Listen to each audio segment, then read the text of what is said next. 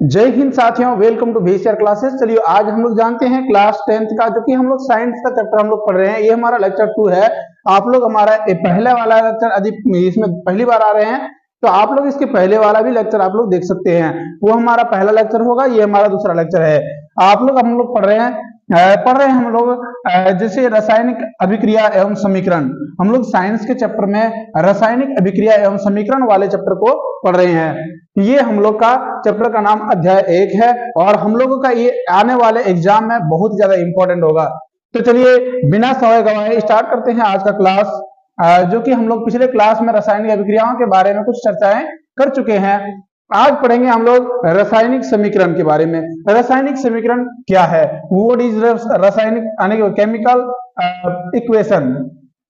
तो यदि chemical equation की बात करें या फिर रासायनिक समीकरण की बात करें तो बोला जाता है कि किसी रासायनिक अभिक्रिया में जिसमें भाग लेने वाले अभिकारक, भाग लेने वाले पदार्थ, भाग लेने वाले कोई भी प्रकार के चीज होते हैं जो भाग लेते हैं अभिक्रिया में, जो भाग लेते हैं तो उसे प्रतीकों तथा सूत्रों के माध्यम से संक्षिप्त प्रदर्शन जो किया जाता है उसे हम लोग रासायनिक समीकरण कहते हैं। यानी कि जो अभिक्रिया में भाग ले रहा है, अभिक्रिया में जो भी भाग ले रहा है, अभिक्रिया में जो काम कर रहा है, उसमें जो हमारे कोई भी चीज हमारे जो लगभग जो लगते हैं उनके साथ लिखने की प्रक्रिया को हम लोग क्या कहते हैं, रासायनिक समीकरण कहते हैं। यानी वही वाला इंग्लिश में हम लोग जानेंगे chemical equation. What is chemical equation या केमिकल इक्वेशन जिसे यहाँ बताएंगे reaction represented briefly using the symbols and formulas of the substance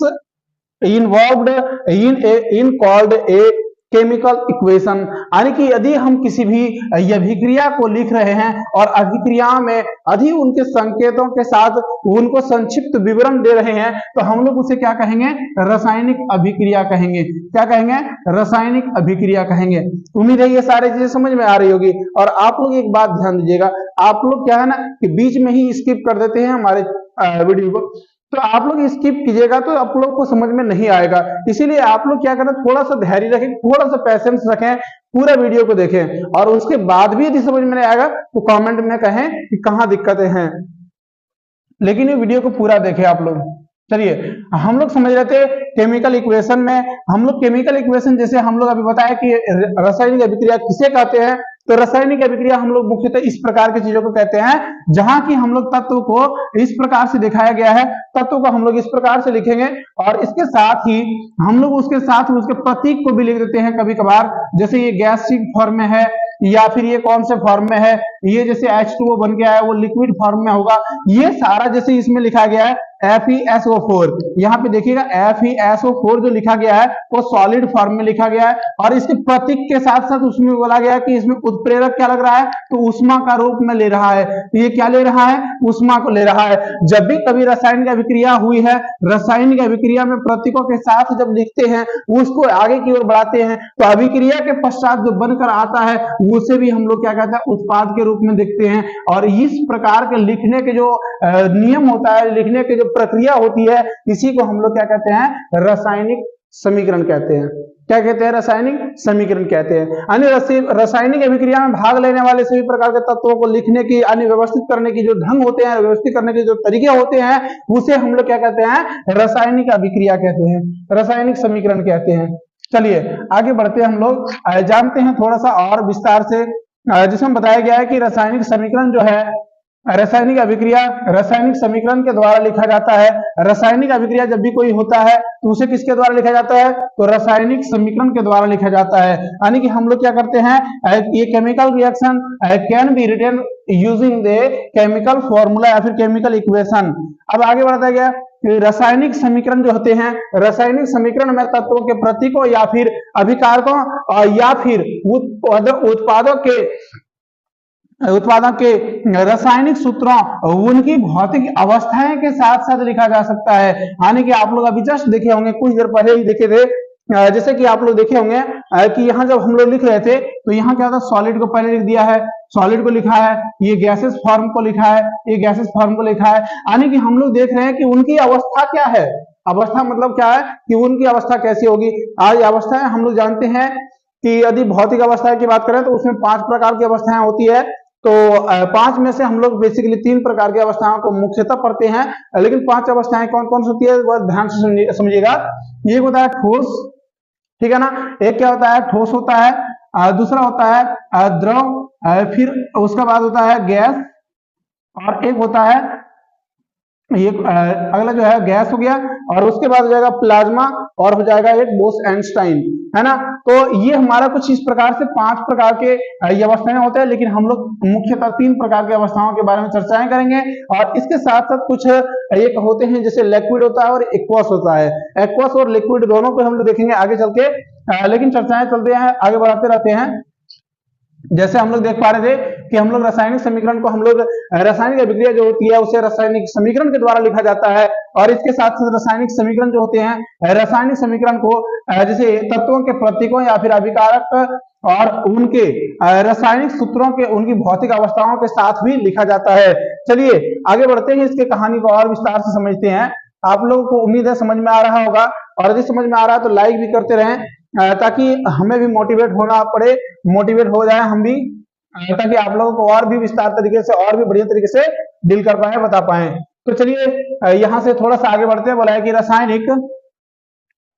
रासायनिक अभिक्रिया में जैसे बात करें आवश्यक परिस्थितियां क्या क्या होती है, यानी कि क्या क्या उसमें रासायनिक अभिक्रिया कराने के लिए उसमें क्या क्या हो सकता है। तो ये आप लोग ध्यान दीजिएगा, उसमें ताप की आवश्यकता होती है, दाब के द्वारा भी रासायनिक अभिक्रिया कराई जा सकती है।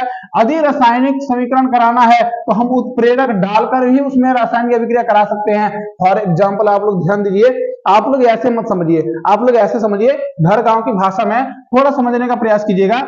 यदि कोई इंसान नॉर्मल इंसान है और उसे हमको चाहिए क्या, उकसाना है, गुस्सा दिलाना है, तो क्या करिएगा, तो उसको क्या करिएगा, थोड़ा सा हीट करना पड़ेगा। अब हीट तो ऐसे तो होगा नहीं, ऐसे बाबू सोना कहोगे तो हीट तो होगा नहीं, तो उसे क्या करना पड़ेगा, उसे हीट करने के लिए उसको या तो किसी भी प्रकार के ऐसे बात बोलो जिससे उसे गुस्सा आ जाए। जैसे ही गुस्सा आ जाएगा आनी अभिक्रिया करना शुरू कर दिया, आनी बात करें उसे ताप बढ़ा दिए, उसमें प्रेशर डाल देंगे तो भी गुस्सा आएगा, है ना।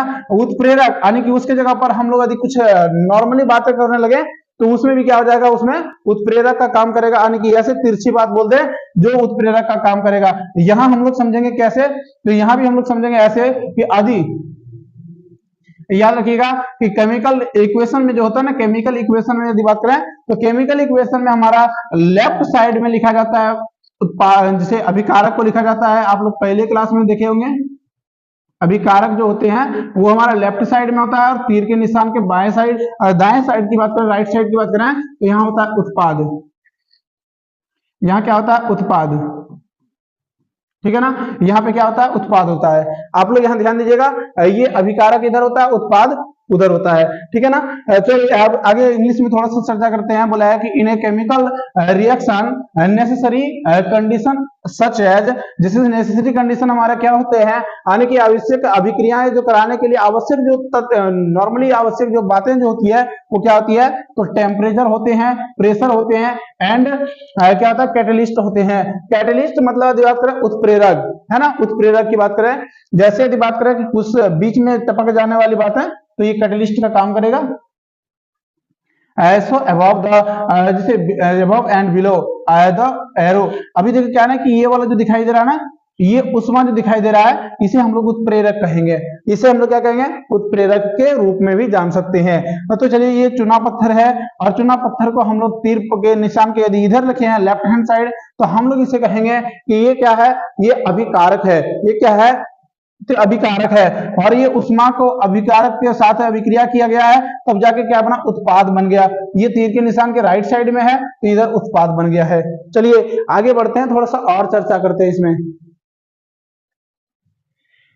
अब आगे चर्चा करते हैं कि ये संतुलित रासायनिक समीकरण क्या है, ठीक है ना। ये सारे प्रश्न हमारे एग्जाम हॉल में देखने को मिल जाते हैं, तो आप लोग ध्यान दीजिएगा संतुलित रासायनिक समीकरण क्या है। संतुलित मतलब होता है इक्वेशन को समान कर देना, बराबर कर देना, तो उसी को संतुलित कहते हैं। आप लोग देखे होंगे कि आप लोग यदि कहीं मार्केट यदि चले, मार्केट यदि जा रहे, तो मार्केट में यदि कोई सामान को खरीदेंगे तो सामान को खरीदने के साथ साथ आप पैसा भी देंगे, है ना। यदि वो आपको सामान दे रहा है तो आप उस सामान का मूल्य जितना उतना बारे में क्या होता है, पैसा देते हैं। यदि उससे भी 1 रुपया कम देते हैं तो बोलेगा नहीं ये नहीं चलने वाला है, क्योंकि वो समतुल्य नहीं हुआ, बराबर नहीं हुआ। तो उसी को कहते हैं ना संतुलित रासायनिक समीकरण, यानी कि दोनों ही तरफ क्या करना है, लेफ्ट हैंड साइड अभी जस्ट देखे थे ना, और तीर के निशान जो था वो उधर था क्या, राइट हैंड साइड, यानी कि दोनों ही तरफ के जो तत्वों की जो संख्या होती है, यदि वो दोनों ही तरफ के तत्वों की संख्या बराबर हो जाए तो हम कहेंगे यह समीकरण संतुलित हो चुका है। और यदि इसमें से दोनों में से कोई भी तरफ यदि बराबर नहीं है तो हम कहेंगे ये संतुलित नहीं है। बात समझ में आ रहा है? और नहीं समझ में आ रहा तो अभी जस्ट देखेंगे आप लोग, इसके बारे में पूरा विस्तार से बोला है कि जैसा ऐसे रासायनिक समीकरण जिसके दोनों पक्षों में यानी बाईं और दाईं में प्रत्येक तत्व का परमाणुओं की जो संख्याएं होती है वो बराबर होते हैं, तो उसे हम लोग क्या कहते हैं, संतुलित रासायनिक समीकरण कहते हैं। यानी कि left hand side and right hand side both are will be equal, then we can say that these equation are equivalent equation, है ना। तब हम लोग क्या कहते हैं, बैलेंस इक्वेशन कहते हैं, या फिर बैलेंस केमिकल इक्वेशन कहेंगे, या फिर इक्विवेलेंट केमिकल इक्वेशन कहेंगे। हम लोग इस कंडीशन में क्या कहेंगे, इक्विवेलेंट क्या कहेंगे, केमिकल इक्वेशन कहेंगे। यहाँ पे बताया गया कि a chemical equation which the number of जैसे atoms of each elements is equal one both of the left and right side, यानी दोनों ही साइड में यदि हमारा दोनों ही तरफ के परमाणुओं की संख्या यदि बराबर हो जाए, परमाणुओं की संख्या, तत्वों की संख्या क्या हो जाए, बराबर हो जाए, तब हम उस कंडीशन में क्या कहेंगे, कहेंगे कि परमाणुओं की संख्या बराबर हो जाए, और तो हम लोग क्या कहेंगे, इसे संतुलित रासायनिक समीकरण कहेंगे। ठीक है ना। चलिए आगे बढ़ते हैं। इसके अभी आप लोग को अभी जैसे एग्जाम्पल के लिए बता दें तो ये कुछ एग्जाम्पल के लिए हम लोग इस प्रकार से भी देख सकते हैं। जैसे ध्यान दीजिएगा कि हम गए मार्केट, और मार्केट में जाने के बाद हम यहाँ से निकाले क्या लिए, क्या चीनी लिए। हम यहाँ क्या लिए, चीनी लिए। अब चीनी लिए हैं, अब मान लेते हैं 1 केजी चीनी का मूल्य जो है हमने 50 रुपए पे किया है। हमने कितना रुपए पे किया, 50 रुपए पे किया। अब 50 रुपए पे किया तो हमने 1 किलो चीनी का पे किया है बिल। तो 1 किलो चीनी को यदि हम लोग यहाँ लेंगे तो हमें तराजू में क्या करना पड़ेगा, देखना पड़ेगा 1 किलो जो चीनी है, हमें 1 किलो चीनी के बराबर में यहाँ भी पलड़े में कितना रखना पड़ेगा। यदि 1 केजी रखना है तो 1 केजी वाला ये बाट जो दिखाई दे रहा है, इस सभी बाट में से किसी एक बाट को ले जाके यहाँ रखना पड़ेगा। और जब दोनों तरफ से ये हमारा बैलेंस हो जाएगा तब कहेंगे ये हमारा इक्विवेलेंट हो गया है, तब हम कहेंगे ये हमारा बैलेंस हो गया है, संतुलित हो गया है। ठीक है ना। तो इस प्रकार हम लोग समझेंगे कि दोनों ही प्रकार से दोनों ही तरफ के जो तत्वों की संख्या जो होती है वो यदि बराबर हो जाए, इक्वल हो जाए, तब हम कहेंगे संतुलित हो गई है, यानी कि संतुलित रासायनिक समीकरण है। फॉर एग्जाम्पल आप लोग ध्यान दीजिएगा, आप लोग H2 प्लस O2 का फॉर्मूला आप लोग देखे ही होंगे, तो ये हमारा जो जल का फॉर्मूला होता है H2O होता है। तो हम लोग क्या है, इसे संतुलित रासायनिक समीकरण कहेंगे। क्या ये संतुलित है, कहेंगे नहीं sir, it is not equivalent equation because this condition we can say that both element are not equal, है ना। तो हम लोग क्या कहेंगे, जब ये दोनों ही तरफ के जो तत्व हैं इक्वल नहीं है तो हम क्या कहेंगे, ध्यान दीजिएगा। तो इधर वाले देख रहे हैं हाइड्रोजन की संख्या तो बराबर होगी, लेकिन ऑक्सीजन की संख्या जो है सॉरी ऑक्सीजन की संख्या जो है इधर हमारा ज्यादा हो रहा है, कम हो रहा है, जबकि इधर हमारा ज्यादा हो रहा है। तो हमें क्या करना पड़ेगा, बराबर करना पड़ेगा। और बराबर करने के लिए हम लोग चरणबद्ध तरीके से स्टेप बाय स्टेप अभी देखने वाले हैं, लेकिन अभी नॉर्मली अभी देख लें तो ये क्या कर रहा है, ये 2 है तो हमें ये दोनों ही इसको भी 2 करना पड़ेगा। तो ऑक्सीजन को जैसे ही 2 किए तो हाइड्रोजन के साथ भी मल्टीप्लाई होकर ये 4 हो गया। तो बेचारा ये 4 हो गया, तो इसके भी 4 करने के लिए हमें मल्टीप्लाई करना पड़ेगा 2 से। इसीलिए हमें इक्विवेलेंट इक्वेशन की बात करें तो हमारा कुछ इस प्रकार से इक्विवेलेंट इक्वेशन आ जाएगा, जो कि आप लोग देख पा रहे हैं। इस प्रकार के इक्विवेलेंट इक्वेशन बन के आएगा। तो जो कि आप लोग देख पा रहे हैं, ये हमारा इक्विवेलेंट इक्वेशन हम लोग ऐसे समझ नहीं पाएंगे। चलिए हम लोग विस्तार पूर्वक एक एक स्टेप बाय स्टेप समझते हैं कि ये इक्विवेलेंट हुआ तो हुआ कैसे। चलिए अभी जानते हैं रासायनिक समीकरण को कैसे संतुलित करें। रासायनिक समीकरण को संतुलित करना क्यों महत्व है, why it is important for balance equation. हम लोग क्यों इसको इंपॉर्टेंस दे रहे हैं, क्यों हम इसे ज्यादा प्रेफरेंस दे रहे हैं, क्योंकि आप लोग भी जानते हैं कभी भी किसी को यदि हम 1 रुपया दिए हैं तो वापस हमें 1 रुपया लेना होगा, यदि नहीं लेंगे तो वो आ तो हम ज्यादा धनी या फिर वो कर्जदार हो गया। तो इसी प्रकार से किसी को कर्ज नहीं देना है। चलिए यहाँ द्रव्यमान संरक्षण के अनुसार से यदि चलेंगे तो द्रव्यमान संरक्षण के नियम कहता है कि किसी भी रासायनिक अभिक्रिया में द्रव्यमान का न तो निर्माण होता है और ना ही विनाश होता है। यानी कि द्रव्यमान जो होते हैं, कोई भी पदार्थ जो होते हैं, पदार्थ का जो मास होता है वो कभी भी ना तो निर्माण होता है और ना ही विनाश होता है। ना तो इसे सृजन किया जा सकता है और ना ही इसे विनाश कर दिया जा सकता है, डिस्ट्रॉय किया जा सकता है। हम लोग इंग्लिश में उसी को जानेंगे कि importance of balancing A chemical equation, law of conservation of mass. हम लोग यदि law of conservation of mass को देखेंगे तो इन एनी केमिकल रिएक्शन, हम लोग कभी भी कोई भी रिएक्शन में mass is neither create nor destroyed, ना ही हम उसे बना सकते हैं ना ही उसे हम लोग बर्बाद कर सकते हैं। तो इस अनुसार से हम लोग समझेंगे कि हम लोग जब केमिकल रिएक्शन में यदि इस प्रकार से द्रव्यमान संरक्षण के नियम को फुलफिल करना चाहेंगे तो देखेंगे कि रासायनिक अभिक्रिया के पहले अभिकारक एवं उसके पश्चात उत्पाद के प्रत्येक परमाणुओं की संख्या समान होनी चाहिए। यानी कि अभिक्रिया के पहले जो हो रहा है उसे हम लोग अभिकारक कहें।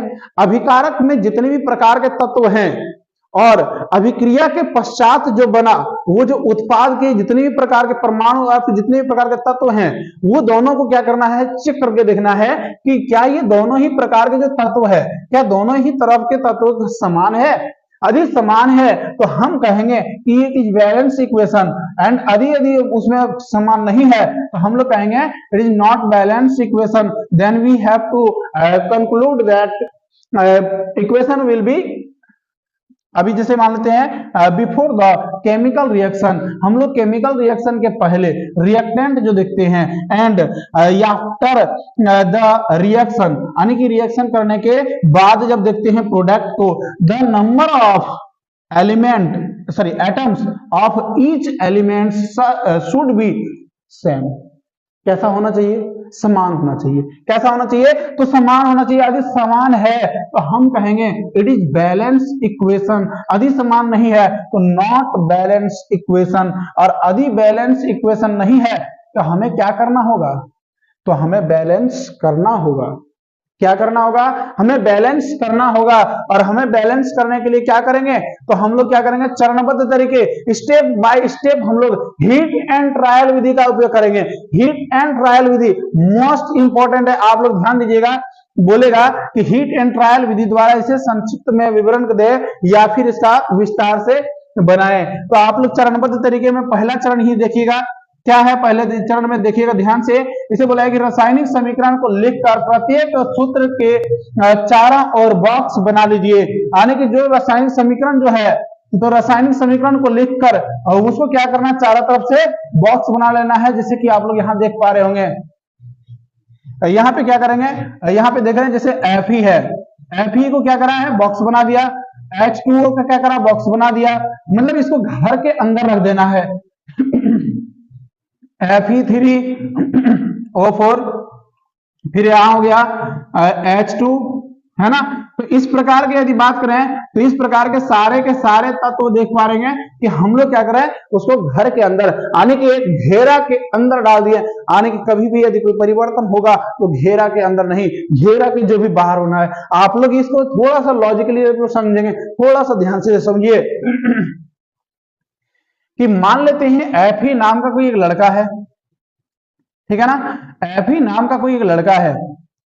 अब इसकी दुश्मनी किसी दूसरे नाम के कोई भी H2O के साथ हो गया। अब ये H2O के साथ इसका दुश्मनी हो गया, लड़ाई झगड़ा हो गया। अब ये बोला चलो तुमको बाहर में दिखाते हैं, चलो तुमको बाहर में दिखाते हैं। ये कभी नहीं कहेगा कि चलो तुम्हारा घर में हम बताते हैं, है ना। क्यों, क्योंकि घर में तो इनके परिवार भी इनका सपोर्ट देगा, है ना। तो इनके चारों ओर दीवार भी इनका सपोर्ट देगा। तो इसीलिए क्या है ना, जो भी क्रियाकलाप होना है तो घर के बाहर होना है। क्या करना है, घर के बाहर। लड़ाई झगड़ा जो भी करना है इनके बाहर करना है। घर के अंदर में जो भी चीजें हैं उनमें कोई परिवर्तन नहीं करना है। सॉरी।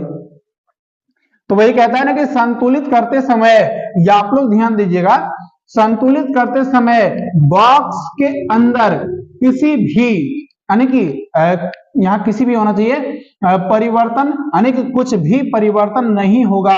यानी कि यदि बात करें जब अभिक्रिया हो रही हो उस समय बॉक्स के अंदर में जो डाले हैं वो संतुलित करते समय इसके बॉक्स के अंदर में कोई भी प्रकार का छेड़छाड़ नहीं कर सकते। बॉक्स के अंदर कोई भी छेड़छाड़ नहीं कर सकते। चलिए आगे बढ़ते हैं थोड़ा सा और। जैसे कि अभी देख पा रहे हैं यहाँ पे हम लोग क्या लिए हैं, चरण नंबर 2 में बोला है कि रासायनिक जैसे समीकरण के उपस्थिति में विभिन्न तत्वों के परमाणुओं की संख्या नोट कर लीजिए। अभी जैसे क्या करना है, एक टेबल बनाना है जिसमें तत्वों का नाम लिखना है। जैसे यहाँ पे देख पा रहे हैं Fe है, HO है, OR है। अब ये क्या करना है, इसको इसमें 1 2 1। अब कैसे समझे कि इतना है, तो आप लोग यदि देखेंगे थोड़ा सा यदि बारीकी से देखें और पीछे हम लोग पहुंचने का प्रयास करें तो पीछे आप लोग देखिएगा थोड़ा सा, यहाँ पे ही है, यहाँ पे ध्यान दीजिएगा Fe यानी कि इधर अभिकारक है, इधर क्या है अभिकारक। अभिकारक के में Fe की संख्या कितनी है, तो Fe की संख्या 1 है। यानी हाइड्रोजन की संख्या कितनी है, तो आप लोग देखेंगे हाइड्रोजन की जो संख्या है यहाँ पे हाइड्रोजन की संख्या 2 है। हाइड्रोजन की संख्या कितनी है 2। ऑक्सीजन की संख्या कितनी है, तो बोलेंगे सर 1 है। अब इसी प्रकार से उत्पाद में यदि देखने जाए तो उत्पाद में Fe की संख्या, यानी कि पहले हम लोग Fe की संख्या देखने जाए तो Fe की संख्या कितनी है 3 है। Fe की संख्या कितनी है 3 है। और उसी तरह हाइड्रोजन की संख्या कितनी है, तो 2 है। हाइड्रोजन की संख्या कितनी है 2 है। ऑक्सीजन की संख्या कितनी है 4 है। तो हम लोग 4 पुट कर दिए। तो यहाँ पे देखेंगे क्या ये दोनों ही तरफ के तत्वों की जो संख्या है, क्या ये दोनों ही तरफ के तत्वों की संख्या समान है?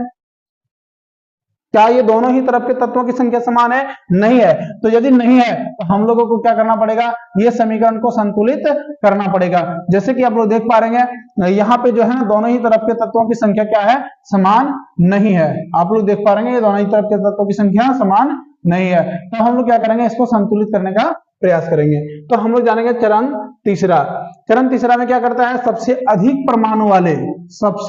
परमाणु वाले जो तत्व होगा उसे अभिकारक या फिर उत्पाद की जैसे साइड में क्या करना है, अनुचित गुणांक लगाकर अब क्या करना है, संतुलित कीजिए हैं। अभी जो भी कुछ बढ़िया सा यानी बात करें जो इक्वलेशन होने के लिए जो जितना उपयोगी होता है उतना से क्या करना है, उसे मल्टीप्लाई कर देना है। जैसे आप लोग यहाँ ध्यान दीजिएगा, सबसे बड़ा तत्व की बात करें, सबसे अधिक परमाणुओं की बात करें तो यहाँ हमारा 4 पे लगा दिया गया है, इसमें 4 से मल्टीप्लाई कर दिया है ना।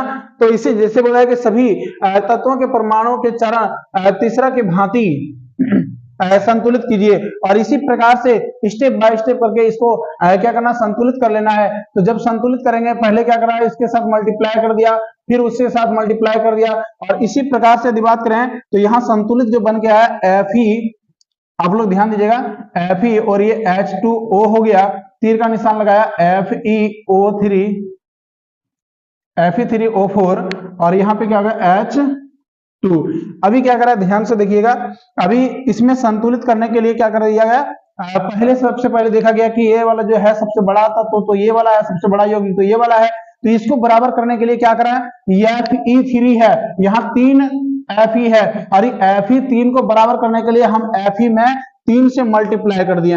अब जैसे ही 3 से मल्टीप्लाई करें हमारा ये Fe के बराबर हो गया। तो Fe के बराबर यदि हो गया तो अब हमें क्या बचा है, O4, यानी कि ऑक्सीजन 4 करने की जरूरत है। अब जैसे ही ऑक्सीजन को 4 करेंगे 4 से हम मल्टीप्लाई करेंगे, जैसे ही 4 से मल्टीप्लाई करें तो ऑक्सीजन तो 4 हो गया, क्लियर है, हमारा मिल गया।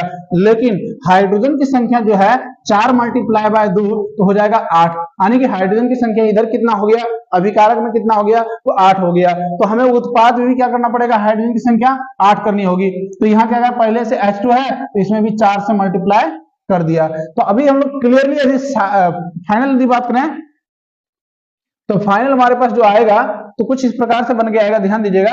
फाइनल जो बन के आएगा हमारा तो इस प्रकार से आएगा 3Fe प्लस 4H2O, तीर का निशान लगेगा, और Fe3O4 प्लस 4H2।